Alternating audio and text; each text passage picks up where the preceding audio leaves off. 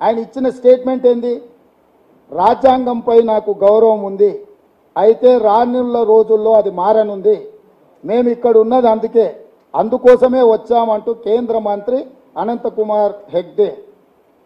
అంటే మేము వచ్చిందే రాజ్యాంగాన్ని మార్చడానికి, మేము ఇక్కడ ఉన్నదే రాజ్యాంగం మార్చుతాం, తొందరలోనే రాజ్యాంగం మారుస్తామని, రాజ్యాంగాన్ని మార్చడానికే వచ్చామని అనంతకుమార్ హెగ్డే నరేంద్ర మోడీ గారి మంత్రివర్గంలో ఉన్న మంత్రి 2017లో స్టేట్మెంట్ ఇచ్చిండు.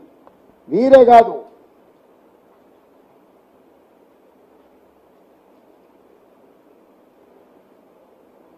Speaker Sumitra Mahajan, Lok Sabha speaker 2014 to 2019 వరకు ఉన్న లోక్సభ స్పీకర్, రిజర్వేషన్ల అభివృద్ధిని తీసుకొస్తాయా? స్పీకర్ సుమిత్రా మహాజన్ కేవలం సామాజిక సమానత్వం కోసం అంబేద్కర్ అప్పట్లో రిజర్వేషన్ల వ్యవస్థను ప్రవేశపెట్టారు. అది 10 ఏళ్ల వరకు మాత్రమే ఉండాల్సి ఉన్నా ప్రభుత్వాలు 10 ఏళ్లకోసారి పెంచుకుంటూ వస్తున్నాయి. రిజర్వేషన్లు దేశాన్ని అసలు అభివృద్ధి పరుస్తాయా అని సుమిత్రా మహాజన్ అనుమానం వ్యక్తం చేశారు. అంటే లోక్సభ స్పీకర్, నరేంద్ర మోడీ గారు ప్రధానమంత్రిగా ఉన్న లోక్సభ స్పీకర్గా పనిచేసే సుమిత్రా మహాజన్ గారు రిజర్వేషన్లను వ్యతిరేకించుకుంటూ రిజర్వేషన్ల గురించి మాట్లాడింది.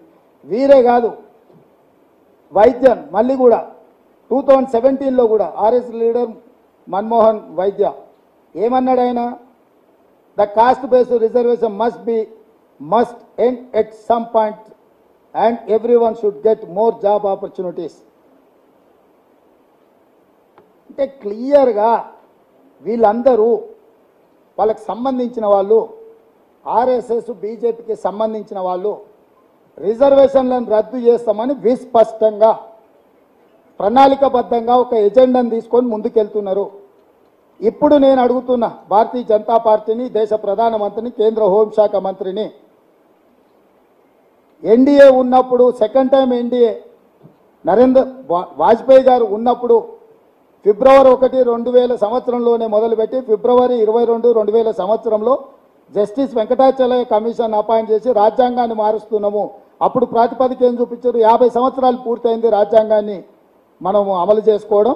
50 సంవత్సరాల తర్వాత ఈరోజు రాజ్యాంగంలో మార్పులు చేయాలనుకుంటున్నాం, దానికోసం వెంకటాచలయ్య కమిషన్ అపాయింట్ చేసినామన్నారు. దాని మీద నరేంద్ర మోడీ గారు, అమిత్ షా గారు ఆలోచన ఏంది? వాళ్ళు ఏ విధానం? అసలు ఆ రోజు అపాయింట్ చేసిన కమిషన్ని తప్పుపడుతున్నారా? వాజ్పేయి ప్రభుత్వాన్ని కూడా తప్పుపడుతున్నారా? జస్టిస్ వెంకటాచలయ్య ఇచ్చిన నివేదికను మీరు ఏం చేసిండ్రు? దాని పట్ల మీ వైఖరి ఏంటి? అదేవిధంగా 2014 తర్వాత నీ మంత్రివర్గంలో ఉన్న వాళ్ళ నుంచి మొదలు పెడితే స్పీకర్ గారు కూడా రిజర్వేషన్లు వద్దు అని మాట్లాడినరు. దీని మీద నరేంద్ర మోడీ గారు, అమిత్ షా గారు, దేశ ప్రజలకు జేపీ నడ్డా గారు ఏం చెప్తారు? అందుకే ఈరోజు ఈ దేశ ప్రజలకు, ఈ దేశంలో ఉన్న ప్రతి ఒక్కరికి నేను విజ్ఞప్తి చేస్తున్నా, ఈసారి మీరు భారతీయ జనతా పార్టీకి వేసే ప్రతి ఓటు మీ ఎస్సీ, ఎస్టీ, బీసీ, ఓబీసీ రిజర్వేషన్ల రద్దుకు ఉపయోగపడతాయి.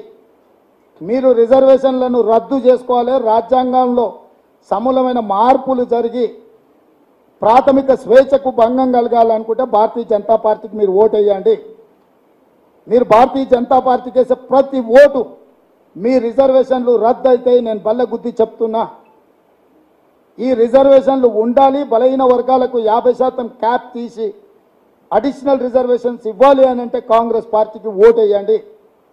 ఈరోజు రాజ్యాంగాన్ని మార్చి రిజర్వేషన్లు రద్దు చేసే వాళ్ళు ఎన్డీఏ కూటమి, రాజ్యాంగాన్ని ఉంచి రాజ్యాంగంలో బలహీన వర్గాల రిజర్వేషన్లు పెంచడానికి అవసరమైన నిర్ణయం తీసుకునేది ఇండియా కూటమి. రాజ్యాంగం ప్రాతిపదికగానే ఈ ఎన్నికలు జరుగుతున్నాయి. ఈ ఎలక్షన్లో వెల్ఫేర్ అండ్ డెవలప్మెంట్ అనేది పక్కకు పోయింది. ఈ ఎన్నికలు ఇంకా వెల్ఫేర్ అండ్ డెవలప్మెంట్ చుట్టూత చర్చలు జరగడం లేదు, జరగదు. ఈ ఎన్నికల్లో welfare and development is irrelevant. The relevance is that కాన్స్టిట్యూషన్ని మార్చాలన్నా మార్చకూడదా? మార్చాలనుకుంటే ఎన్డీఏ కూటమి, మార్చకూడదు అని అనుకుంటే ఇండియా కూటమి. ఎటువైపు నిలబడాలనో ఈ దేశంలో ఉండే దళితులు, గిరిజనులు, బలహీన వర్గాలు, మైనారిటీలు నిర్ణయించుకోండి. నరేంద్ర మోడీ గారు, అమిత్ షా గారు, మీరు పెద్ద పెద్ద పదవులు చేసిండ్రు, మీరు చాలా పెద్దవాళ్ళు, నేను కాదనను. నేను మొదటిసారి ముఖ్యమంత్రి అయినా మీ ముందులో చాలా చిన్నవాడే ఉండొచ్చు. మీరు మీ పోలీసులతో బెదిరించాలనుకుంటున్నారు చూడండి, అదొక్కటి మాత్రం జరగదు.